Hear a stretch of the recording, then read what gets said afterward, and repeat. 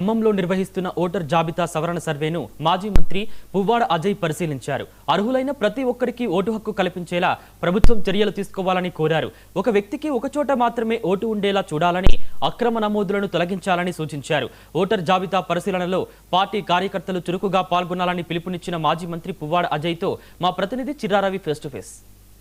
విస్తృతంగా చర్చ జరుగుతుంది. ఇప్పటికే ఏదైతే ఎన్నికల కమిషన్ నిబంధన ప్రకారంగా మొత్తం కూడా ఎన్నికల నిర్వహణ సంబంధించినటువంటి దాంతోపాటుగా ఎన్నికల్లో సర్వే కూడా విస్తృతంగా జరుగుతుంది. ఇక్కడనే మాజీ మంత్రి పువ్వాడ అజయ్ గారు ఉన్నారు. సార్ చెప్పండి, ఎన్నికల ప్రధానంగా ఏదైతే ఈ యొక్క సర్వే ఎలా జరుగుతుంది, దీని పట్ల మీ స్పందన?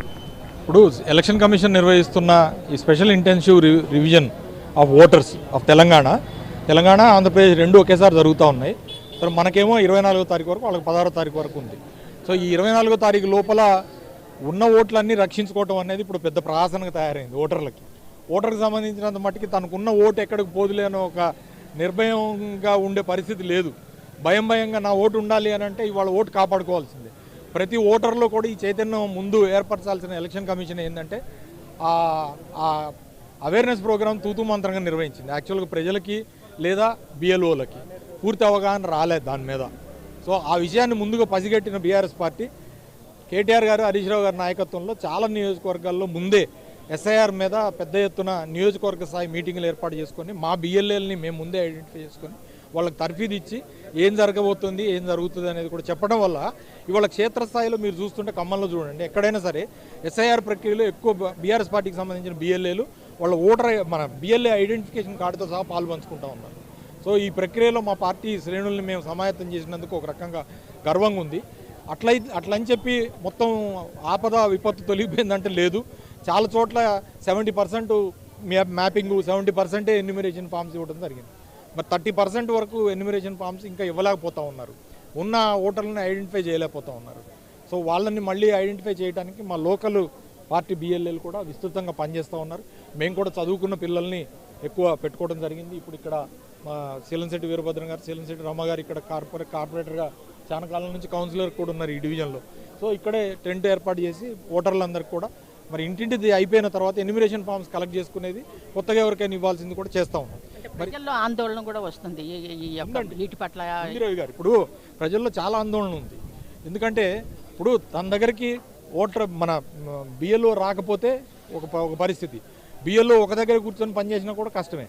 ఇంటికి వెళ్ళి చూసిన తర్వాత ఇంట్లో లేరని చెప్పి డోర్ స్టిక్కర్ వేస్తే ఇంట్లో ఉండరు. అర్బన్ పూర్ అందరూ కూడా పనికి వెళ్తారు, రోజు పొద్దున్న పోతారు, సాయంత్రం వస్తారు. వీళ్ళేమో ఆ టైంలో కాకుండా మరి మిగతా టైంలో పని చేయాలంటేనేమో మరి అది కష్టమైన పని. సో ఎక్కువ శాతం బిఎల్ఓలందరూ కూడా అంగన్వాడీలు ఉన్నారు. వాళ్ళు మహిళలు, వాళ్ళకున్న సమస్యలు కూడా మనం అర్థం చేసుకోవాలి. ప్లస్ ఇందులో వాళ్ళందరికీ సంబంధించి కూడా ఎడ్యుకేషన్ విషయంలో కూడా ఇంత కాంప్లికేటెడ్గా ఉన్న ప్రక్రియని బిఎల్ఓలుగా ఉన్న అంగన్వాడీలతోని కొంచెం అధిక శ్రమతో చేపిస్తున్నట్టే. కాకపోతే దానికి ఎంత సాధ్యమైతే అంత మనం తోడ్పాటు అందించాలని చెప్పి ఓ బాధ్యత గల పార్టీగా బీఆర్ఎస్ పార్టీగా మేము పనిచేస్తున్నాం. ప్రధానంగా ఈ యొక్క కొన్ని వర్గాలకి ఆందోళన కలిగించేటువంటి పరిస్థితిగా ఉన్నది. ప్రధానంగా ముస్లిం సెంటర్స్లో కానీ వాళ్ళకి ఇచ్చేటువంటి ఫామ్ను సంబంధించినటువంటి విషయాల్లో కానీ ఇట్లాంటి పరిస్థితి ఉన్నప్పుడు అట్లాగే బీఆర్ఎస్ పార్టీగా అట్లాగే మొత్తం ఓటర్లు కానీ చివరిగా ఏం చూసినా తెలుసుకున్నారు. లేదు, మీరు అన్నట్లుగా ఏంటంటే ఈ విషయంలో ఆ ఆందోళన వాస్తవం యాక్చువల్గా.